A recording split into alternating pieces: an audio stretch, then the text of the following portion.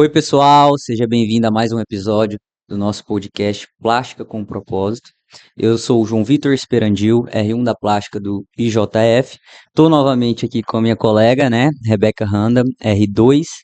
E hoje o tema, a gente vai receber um convidado muito especial que já esteve aqui conosco, mas que esse tema não tem como não trazer ele, né, Rebeca? Sim, Quem é ele, Rebeca? é o nosso regente da nossa residência, Dr. Breno Pessoa. Ele tem muita experiência nessa área da microcirurgia, então ele tinha que ser o convidado novamente. Hoje o tema é microcirurgia. Muito prazer, Dr. Breno, seja bem-vindo novamente Novamente. ao nosso podcast.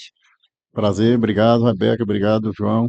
Para começar falando um pouquinho de microcirurgia, queria que o senhor começasse falando sobre como surgiu a microcirurgia, de onde ela veio, como se iniciou. Certo.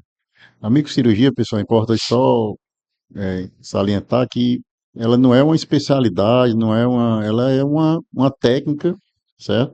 Cirúrgica, né? Que a definição dela é o quê? É você fazer uso de meios ópticos, pode ser uma lupa, né? O primeiro microscópio que foi usado para fazer microcirurgia era uma lupazinha só monocular, parecia aquelas de caravela, né? Que o cara olhava lá, era uma lupa de ouvido, né? Então você usa uma magnificação, algum meio óptico, né, lupa, microscópio, para ter um aumento da estrutura que você quer manipular e poder fazer a cirurgia, né? Então toda cirurgia que é feita por meio de magnificação, você considera como microcirurgia. Porém, a microcirurgia, talvez que a gente vá conversar aqui, que vocês estão querendo saber mais a respeito, é a microcirurgia que iniciou-se com a microcirurgia vascular, né, que ela começou com Jacobs e Soares, que era um português, né, que fazia a pós-graduação dele nos Estados Unidos, se eu não me engano, e ele precisava denervar uma carótida de um coelho, acho que era um coelho. E a única maneira dele fazer isso era seccionando totalmente a carótida. Só que depois ele tinha que reestruturar. E tinha uma dificuldade muito grande, porque ele não conseguia enxergar bem o fio, a própria estrutura do vaso para poder unir novamente esse vaso. Então, a partir desse trabalho dele, que viu que era possível você fazer uma sutura num vaso de 1 milímetro, né, com suturas que são bem mais finas do que um fio de cabelo, foi que surgiu a técnica microcirúrgica. E daí as aplicações hoje em dia, né, começou com os reimplantes de membros, e hoje em dia vai até os transplantes de face e tecidos compostos, como mãos, né? O último que teve, que foi bem sucedido, foi da parede abdominal e do órgão genital masculino. Então, a microcirurgia abriu uma grande gama de procedimentos na cirurgia reparadora. Muito bom, muito legal, né? E assim, professor, no IJF, o que que a gente tem feito, o que pode ser feito no IJF, a gente sabe ah, que a gente tem essa vivência lá. Fala pra gente sobre isso, né? Conta mais pra gente. Pronto, já que você está falando aqui do regional, só puxando também, vocês perguntaram um pouco como é que começou a técnica, né, na outra pergunta, e tudo sobre a microcirurgia, então é bom eu falar um pouco sobre a microcirurgia aqui, né? Então aqui no Ceará ela começou, muito provavelmente, né, claro que infelizmente não tem registro histórico mesmo para poder sedimentar isso, mas como eu convivo isso desde a minha infância, digamos assim, porque meu pai fazia essa técnica, e faz ainda, então, assim, o primeiro relato que teve de emprego, né, foi para um reimplante de 1 polegar e foi feito pelo Dr. Paulo Macedo, que era um cirurgião plástico, já faleceu, e, se não me engano, ele foi feito até no Hospital Geral de Fortaleza.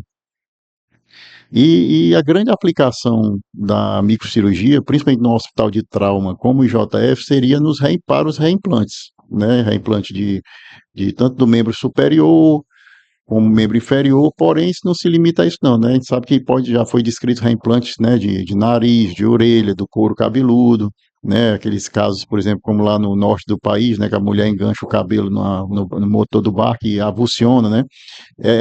Em alguns casos é possível você fazer o reimplante desse couro cabeludo, claro que não são todos, mas eventualmente a técnica microcirúrgica permite que você faça isso. E no JF a gente faz também, fora os reimplantes, né, uma área também que a gente emprega muito é na cobertura dos membros, né, a microcirurgia,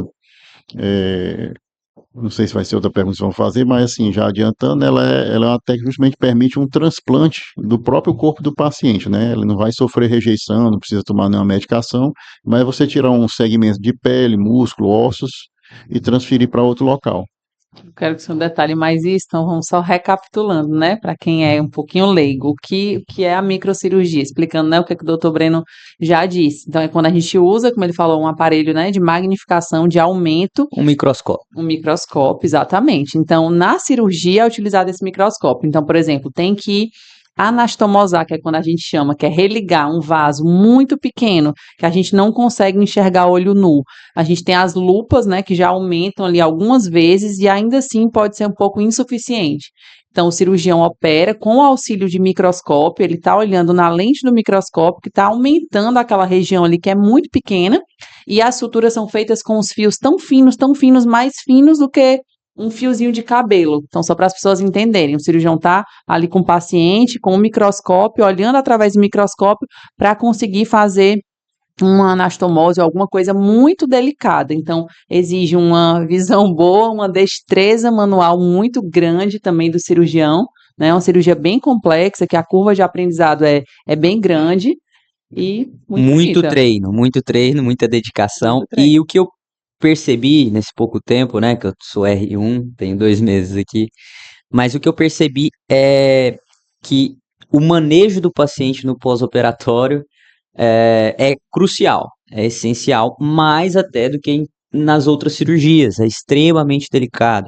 Posicionamento, medicações, enfim, questão de infecção, evitar infecção e tudo mais. Então, doutor, qual é o maior desafio nesse manejo pós-operatório, pós-microcirurgia?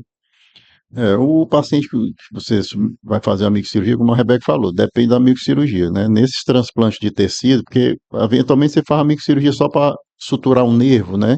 Para ele ficar melhor, aquela neurorrafia, você usa o microscópio para permitir essa melhor coaptação, né, do nervo. Não teria mais um cuidado de não mobilizar muito precocemente, né? Não manipular grosseiramente aquele membro para evitar dessa sutura que é muito fina se romper, né? Não teria um cuidado tão grande. Já os transplantes, que é que quando você retira pele ou algum outro tecido e transfere para outro local do corpo, que você une os vasos sanguíneos, né? Geralmente uma artéria e uma veia, você precisa ter um cuidado maior com a hidratação do paciente, né? Monitorar para evitar que ele tenha uma baixa da pressão, né? Hipotensão prolongada, algumas arritmias, porque tudo isso aí influencia negativamente, né, o sucesso da sua microcirurgia. Cuidados com o posicionamento, da mesma forma, né, os membros devem ficar elevados, o paciente deve ficar restrito ao leito alguns dias, né, para permitir com que esse tecido já comece ali a se adaptar àquele local. E é um pouco questionável se você deve ou não anticoagular esse paciente. A maioria dos microcirurgiões hoje em dia não acham fundamental você fazer uma anticoagulação desse paciente. Porém, como a gente tem um cuidado, né, hoje em dia uma preocupação muito grande com os tromboembolismos, né, devido ao paciente ficar muito tempo deitado, é recomendado você fazer sempre a profilaxia, né, química, né, com algum tipo de anticoagulante, visando essa questão da trombose venosa.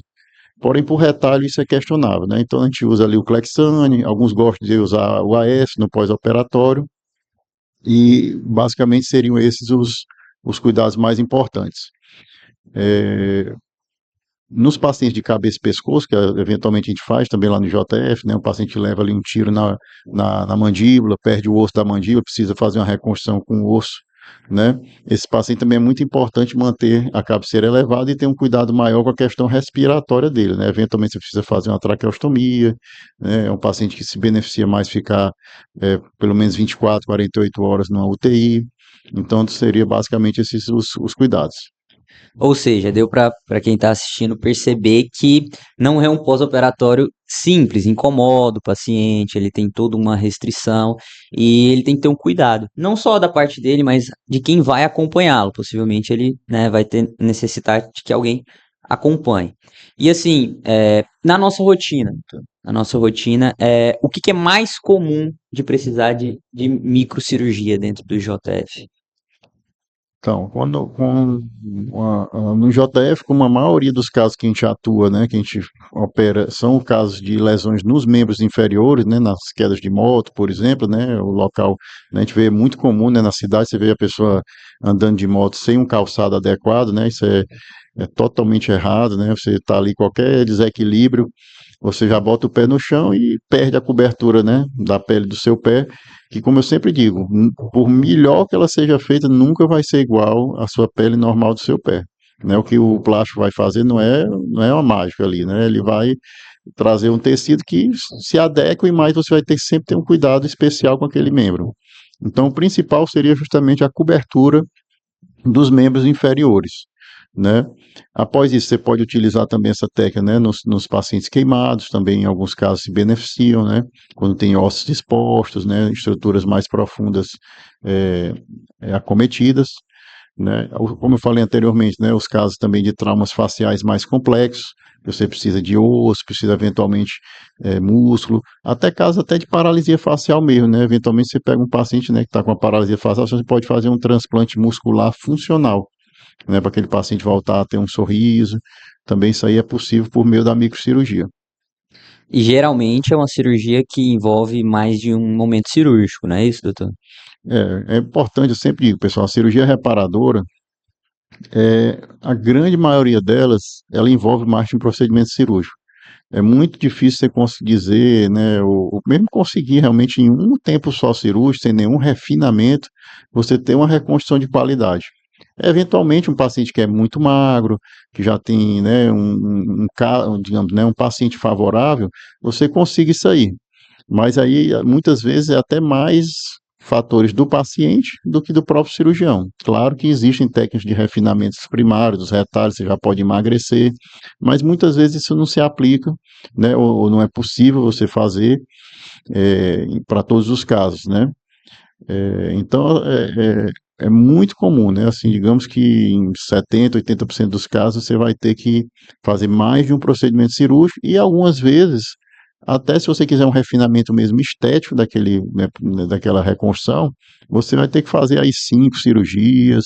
Claro que nem todas são cirurgias de grande porte, né?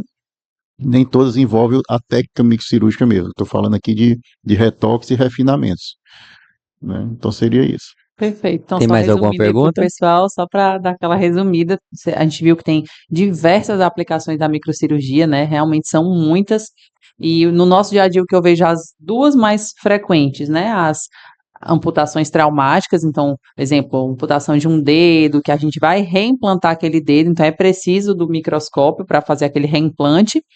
E também nos retalhos livres, né? Só para introduzir para o pessoal, que é quando a gente leva aquele tecido de um local do corpo do paciente para outro local distante. Então, por exemplo, vai tirar um retalho de uma região da perna para levar para uma região do corpo mais distante, seja ali na ponta do pé, ou no braço, ou na face. Então, como não tem como fazer esse transporte direto, como é feito num retalho local, a gente faz um retalho livre, tira aquele tecido e ele precisa ser reconectado, religado, e aí a gente usa o microscópio para fazer essa sutura muito é, microscópica, né? Muito pequenininha. Então, esses são as duas grandes utilidades no nosso dia a dia, mas tem inúmeras outras. Falando um pouco, professor, sobre a competência da microcirurgia. Ela é uma competência exclusivamente da cirurgia plástica, outras especialidades também têm benefício com esse tipo de cirurgia. Não, como eu falei, de maneira nenhuma, né? Ela é uma técnica que pode ser empregada por diversas especialidades e até recomendado. Eu sempre digo, se você aprender microcirurgia, mesmo que você não vá fazer microcirurgia, para a sua vida diária é bom, até para você ajeitar seu relógio, ajeitar o negócio, então você faz melhor com você sabendo usar uma lupa, sabendo a técnica microcirúrgica.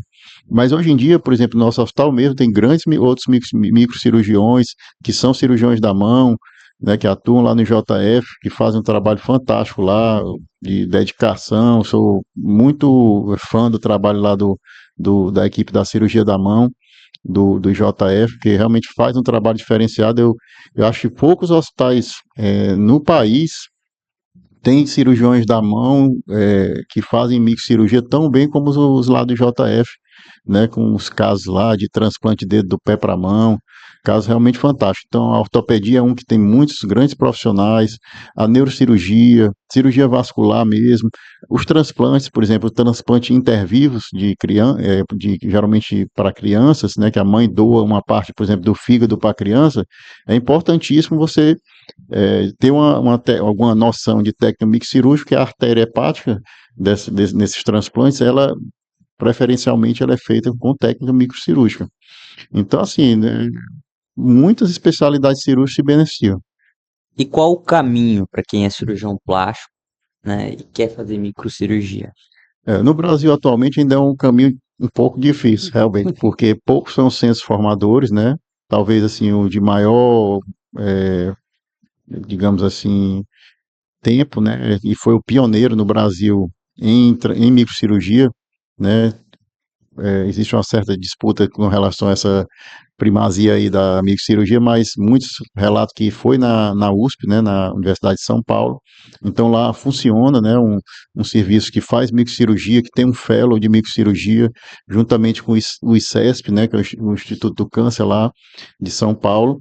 Então existe, após a sua residência em cirurgia plástica, né, dos duros 6 anos de cirurgia plástica, você ainda tirar ali um ano para acompanhar um desses fellows, né? Então existe lá na USP, existe no Hospital do Amor, que é em Barretos, que também lá é mais voltado para a cirurgia de cabeça e pescoço, né? Que é também um centro de referência, inclusive com bolsa, para quem interessar.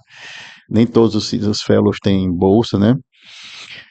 Existiu do Instituto Nacional do Câncer, o INCA também, que é um serviço também um dos primeiros aqui do Brasil, também de referência, mas eu acredito, não sei se ele está funcionando atualmente.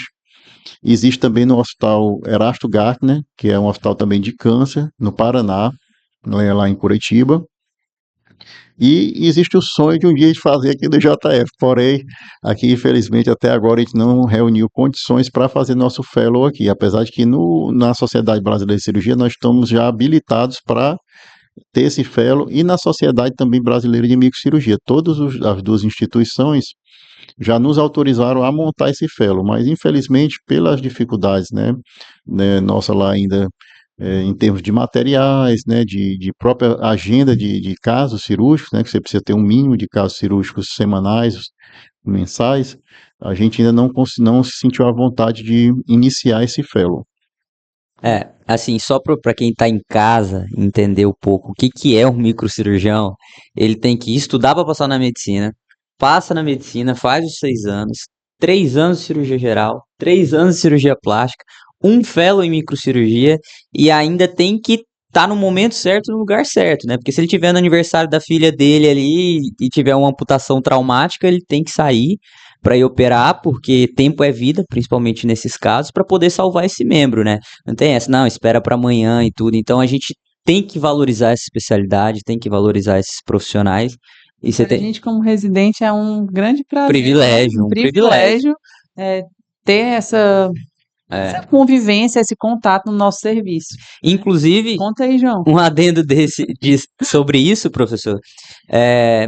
Quando eu tive contato com a cirurgia plástica, antes de passar em cirurgia plástica, ainda pela geral, até um pouco antes, e para mim, cirurgia plástica era puramente estética, mama, abdômen, no máximo uma face ali, né?